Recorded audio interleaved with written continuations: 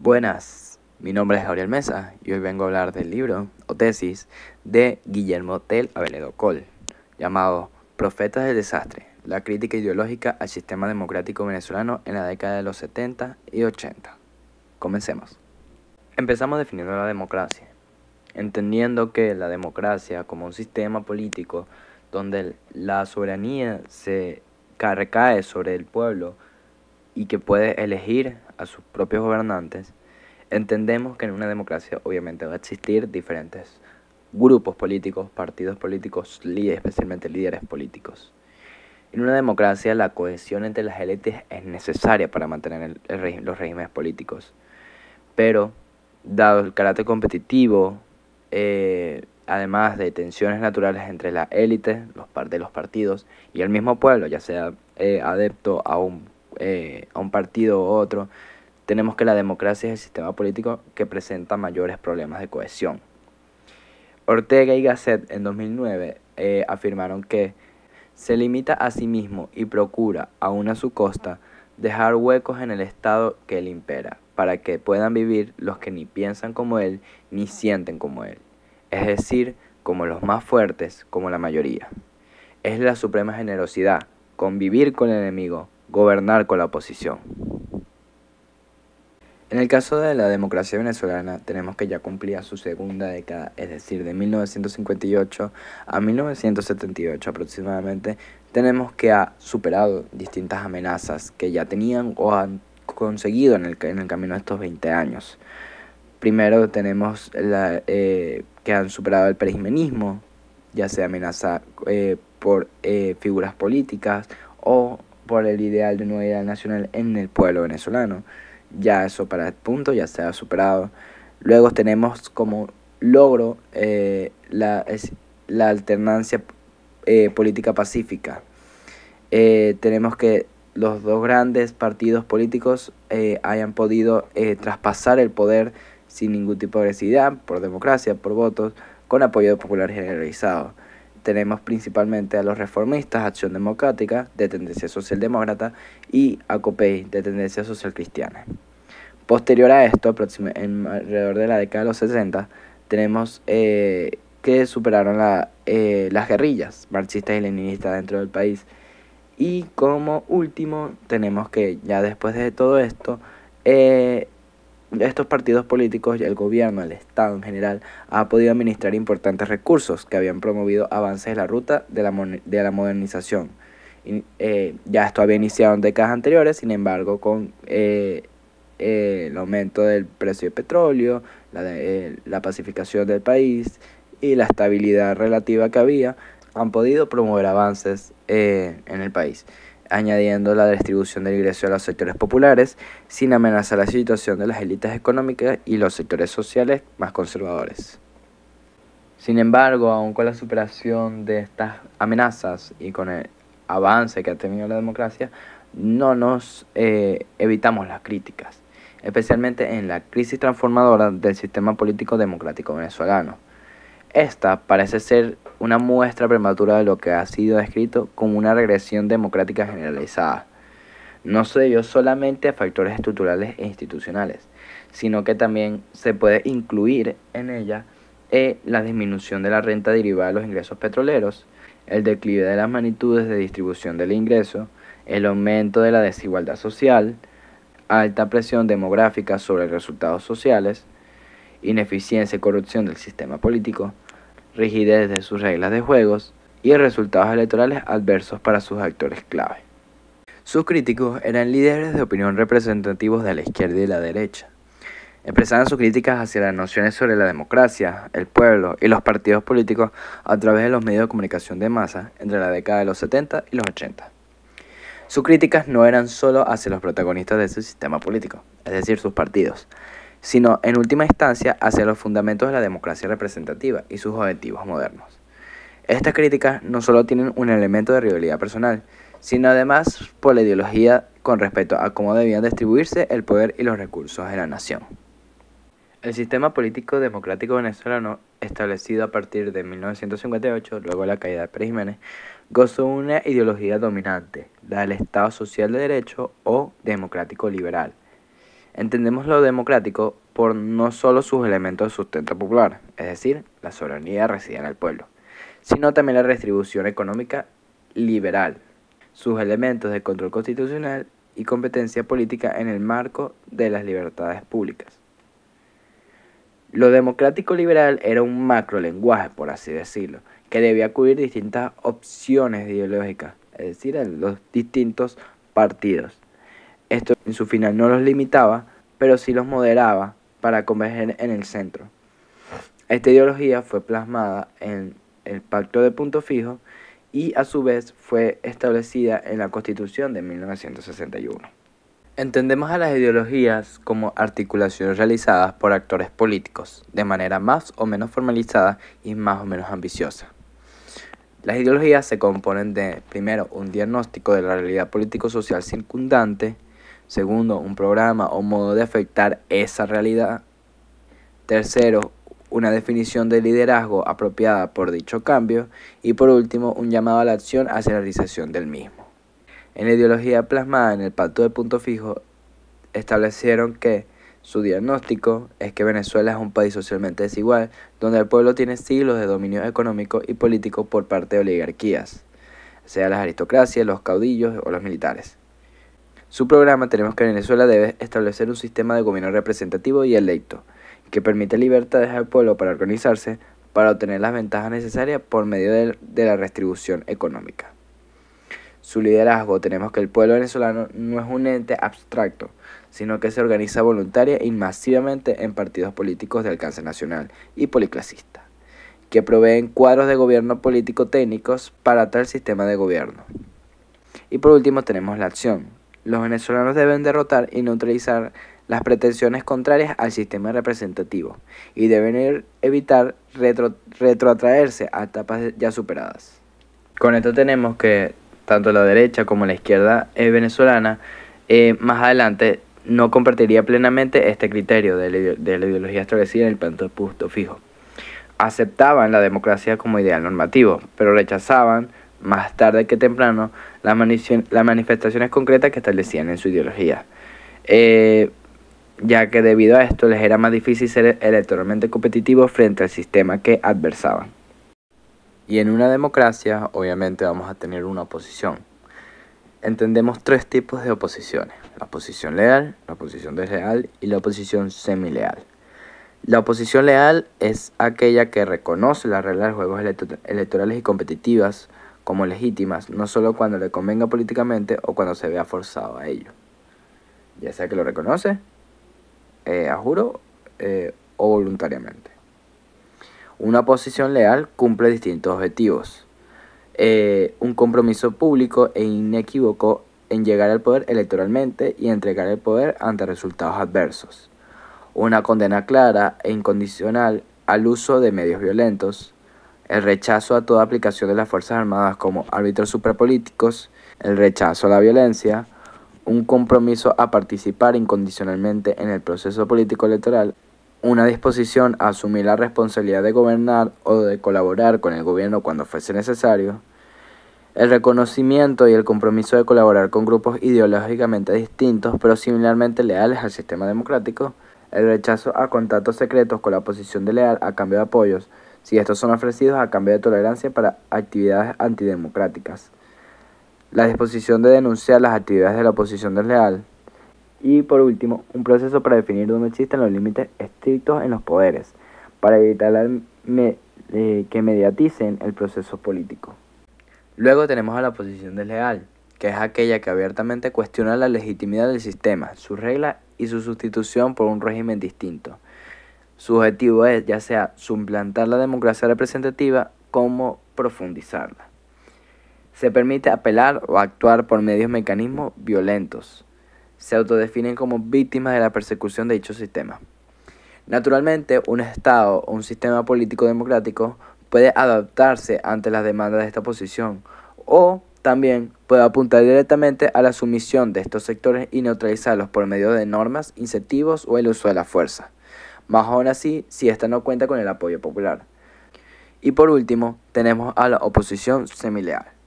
Estas son actores y partidos ya ubicados dentro del sistema que manifiestan una elástica ambigüedad no solo hacia el sistema, sino hacia las aspiraciones y medios de actores desleales. Linz, en 1987, dijo que la frontera entre lealtad y lealtad ambivalente o condicional no es fácil de establecer. La oposición semileal encuentra con frecuencia motivo para excusar, tolerar e incluso animar las conductas desleales como causadas por carencias del sistema político, siendo estas como una especie de advertencia dramática de los problemas que vienen. La oposición semileal se evidencia cuando el reto a los fundamentos del sistema es más poderoso, cuando la dificultad es más grande. Al legitimar directa o indirectamente rutas antidemocráticas de acceso al poder y al comprometer las acciones de los actores dominantes del sistema en su autodefensa. Las causas de esta ambigüedad por parte de partidos semileales principalmente se trata de agendas históricas no resueltas. La orientación desleal o semileal de los actores críticos corresponde a una mirada de hechos políticos convulsivos que no quedaron conclusos.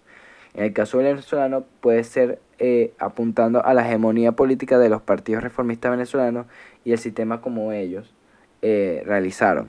La emergencia de la democracia de masas y los medios modernos de campaña electoral, el establecimiento del Estado Social de Derecho y su expansión asistencialista, el fin del intento de predominio político de las Fuerzas Armadas y la derrota militar y pacificación política de los movimientos revolucionarios de izquierda marxista-leninista dentro del país. Acción Democrática y COPEI habían logrado establecer un sistema populista de conciliación de élites, una dinámica de especie de transacción y acuerdos, y una mutua aceptación como rivales legítimos. Este sistema tenía un marcado acento asistencialista y estatista, aún hacia la promoción de la sociedad y la empresa privada, pero con una fuerte acción estatal. Esto se puede ver en la realización de las reformas agrarias, la expansión masiva de la educación, vivienda y del sistema de seguridad social y la promoción de la salud pública, mientras que por otro lado tenemos el fomento de la industria estratégica básica que sirvieran de iniciativa a la industria más aplicada, la industrialización por sustitución de las importaciones, la política y subsidios y créditos estatales hacia el sector privado y la propagación de infraestructura. Este proyecto político demarcaba o hacía recordar la frase de que el pueblo tenía el gobierno que el pueblo se había dado, pudiendo verse en la abstención electoral que era significativamente menor a las otras democracias occidentales, dado que Acción Democrática y COPEI capitalizaban el 80%. Dado que Acción Democrática y COPEI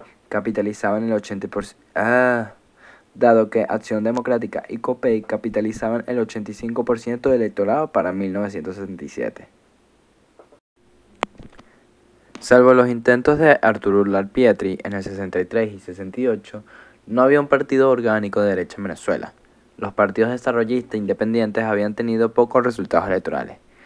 Las distintas voces que reclamaban para sí la bandera del perejimenismo y renombraban los logros del régimen militar se habían fraccionado tras el fenómeno de los resultados de 1968 y la posterior inhabilitación del general Pérez Jiménez con la primera enmienda de la Constitución de 1961. La izquierda marxista o leninista, en cambio, no se traducía en resultados electorales fuertes, antes o después de su experiencia guerrillera. Su debilidad se reforzaría por sus múltiples divisiones ideológicas y personales, y su fracaso electoral le dificultaría el acceso a recursos materiales y humanos que se otorgaban en las contiendas electorales modernas, es decir, campañas costosas y altamente tecnificadas y de gran despliegue. El argumento central de las críticas hacia el sistema es que este es incorregible. Las reformas que requeriría para su funcionamiento implicaría, si no el desmontaje de ciertas reglas, una transformación profunda de los actores involucrados en su toma de decisiones. Esto correspondería a Acción Democrática y COPEI, que implicaba casi una identidad de estos partidos con el sistema democrático en general. Si el sistema cambiaba, debía cambiar sin ellos. Ambos partidos habían tenido una larga experiencia gubernativa en el país. La izquierda marxista-leninista venezolana, luego de estar concentrada en el Partido Comunista Venezolano durante décadas, inició un proceso de fragmentación en los tardíos 60. Esta fragmentación correspondía tanto a dinámicas globales, la emergencia de los socialismos del tercer mundo y anticoloniales, la experiencia crítica de los partidos comunistas en las democracias de Occidente, el marxismo académico y el socialismo latinoamericano y sus casos locales. Entre 1973 y 1988, la izquierda sumó en su conjunto poco menos del 10% del electorado. El Partido Comunista Venezolano y el Movimiento Izquierda Revolucionaria al tiempo se dividiría en numerosas organizaciones. El movimiento al socialismo tendrá la mayor parte de los espacios institucionales, ya sea burocráticos, parlamentarios y académicos, cedidos por el proceso conciliador de Caldera, absorbiendo en una fracción del movimiento Izquierda Revolucionaria, acompañado con otros partidos como el Movimiento Electorado del Pueblo. Otros partidos de izquierda, como el Partido Revolucionario Venezolano, la Liga Socialista, el Grupo de Acción Revolucionaria, Bandera Roja y Vanguardia, serán minúsculos a los ojos del sistema, pero serían importantes en acciones de protesta, así como en espacios notables en el mundo universitario.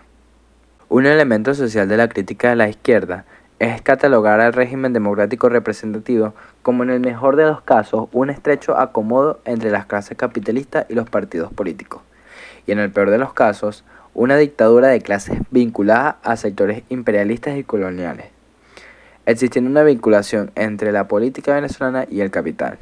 Como exportadora de petróleo y consumidora, aún desde una perspectiva subdesarrollada, solo reforzaba esta relación. Es el ensamblamiento del reformismo pequeño burgués y los intereses neocoloniales, diferentes a la estrategia de un pentágono imperialista con las dictaduras militares reaccionarias. Esta dictadura opresiva pretende cubrirse con el manto democrático. Douglas Bravo, en 1978, diría que en Venezuela existe una democracia burguesa militarizada. Se conceden algunas libertades para determinados núcleos sociales, pero en la inmensa mayoría de los trabajadores está sometida a un proceso de anulación de sus derechos. Esta conciliación sirve de signo evidente en una ausencia de conflicto entre las élites. La burguesía deja la ejecución de las tareas del Estado a Acción Democrática y COPEI, mientras se reserva el manejo económico de las naciones a través del Ministerio de Hacienda, la Presidencia del Banco Central y la Presidencia de la Corporación Venezolana de Fomento. Asimismo, José Vicente Rangel en 1973 diría que, cuando viene el 23 de enero, los hombres de los partidos ya tenían negocios comunes entre sí, y por encima de ellos está el poder de la burguesía, con intereses iguales y con una clase social extraordinariamente fortalecida, que dominaba todos los resortes de la vida nacional. La punicidad de los partidos comienza a apagarse. La izquierda define la estructura real de las elecciones en Venezuela como un concurso de sectores de élite, donde el sistema es una farsa postrada en un círculo vicioso: manipulación, dinero, soborno, peculado y manipulación, voto y dinero, etc. El votante venezolano está alienado de toma de decisiones, pero cree que su voluntad se refleja en los resultados electorales. La izquierda define que no logra ver cómo se trata de un resultado predeterminado, donde la competencia está establecida por medios técnicos y están condicionados por la interpretación del capital. Como el capital invierte grandes sumas de dinero en publicitar sus productos, en Venezuela los partidos son también manufacturados y controlados por la burguesía, que a su vez controlan los medios de comunicación masiva. José Vicente Rangel, en 1973, diría que las elecciones en los países occidentales son ante todo certámenes de los cuales es necesario invertir fabulosas sumas de dinero. El partido que no pueda reunirlas resultará derrotado. La definió la dictadura de los millones. Otra crítica hecha es hacia sus dirigentes, a los líderes de las élites, definiéndola como mediocre.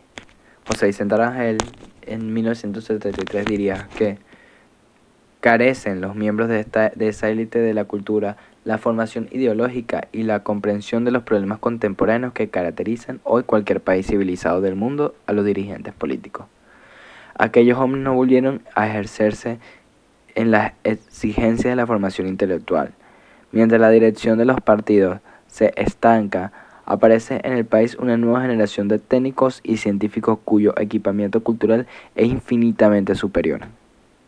La derecha, a diferencia de la izquierda, carecían de un foco ideológico de relativa coherencia interna. La derecha venezolana no lograron entre 1968 y 1988 ninguna organización política propia. debido a que los intereses sociales tradicionales vinculados con la derecha en la región estaban ya incorporados en el sistema, protegidos por los partidos moderados, siendo este además el flanco electoral más restringido por el sistema.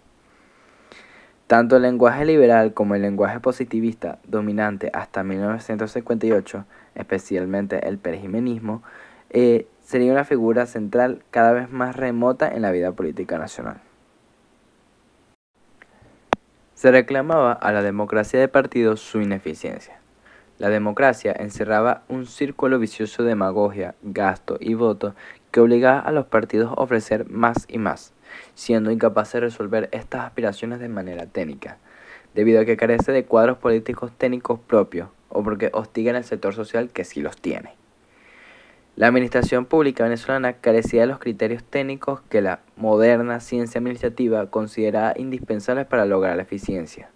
Los partidos, aunque habían prometido un adecuado sistema de selección de personal, habían preferido mantener las cuotas del clientelismo partidista intactas, escogiendo para posiciones sensibles a miembros del partido de gobierno, sin experiencia previa en el negocio petrolero o en el manejo de empresas. Su inexperiencia lo descalificaba, surgía el sectarismo político, el gobernar de manera exclusiva. Se requería una fuerza sana. Carlos Rangel en 1973 diría: "Cuando digo fuerza sana, quiero decir las fuerzas que no están comprometidas con los partidos tradicionales. Dentro de esta fuerza están las fuerzas perejimenistas, están las fuerzas desarrollistas y está el vasto sector independiente, políticamente no comprometido, pero sí comprometido con el destino nacional.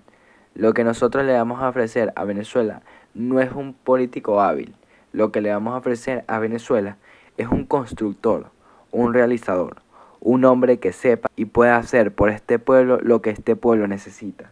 Arturo Uslar Pietri lamenta que los partidos sean, en lugar de organizaciones modernas, recurrentes muestras de la política superada por el régimen andino que él alguna vez formó.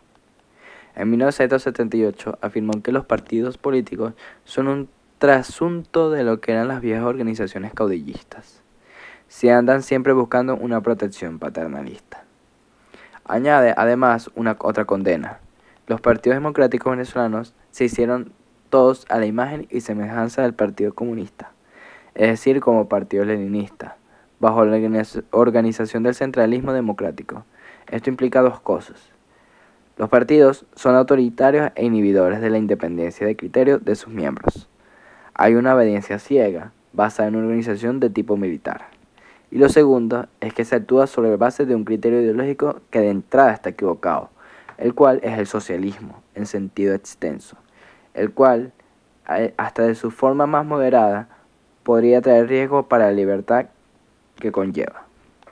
El Estado, liderado por Acción Democrática y COPEI, se personifica en la figura de un Estado presidencial omnipotente, pero a la vez que es generoso y paternal. Exclamaba que estaban convirtiendo al Estado en una entidad cada vez imprecisa y voraz. Por otro lado, sin importar en cuenta el desarrollo del sector privado de la economía en las décadas previas, la percepción de su desaceleración desencadenaba en la responsabilidad de este Estado ineficaz y asfixiante, hostil contra la acción económica autónoma. El intervencionismo estatal, en especial con su auge durante la década de 1974 a 1978, sería la conclusión lógica y el factor que debía ser superado en el sistema de que justificaban su populismo como justicia social. Arturo Uslar Pietri señala que el populismo o paternalismo político consiste en hacerle creer al pueblo que tiene derechos ilimitados en toda clase y ninguna obligación ni deber, que por el hecho de existir tenemos derecho a todo, pero que en consecuencia no estamos obligados a dar nada, con el fin de conseguir votos. Otra de las cosas que también denunciaban era la inexistencia de la derecha. Gil Yepes, en 1978, afirma que las fracciones fundamentales dentro de cada partido están formadas por trabajadores, estudiantes, campesinos y profesionales. Los empresarios no tienen ninguna fracción organizada dentro de ningún partido. Con la excepción del movimiento desarrollista, no existe un partido que refleje los intereses empresariales. Todas estas críticas se agudizarán con la crisis económica de 1983, con la cual es llamada como el Viernes Negro.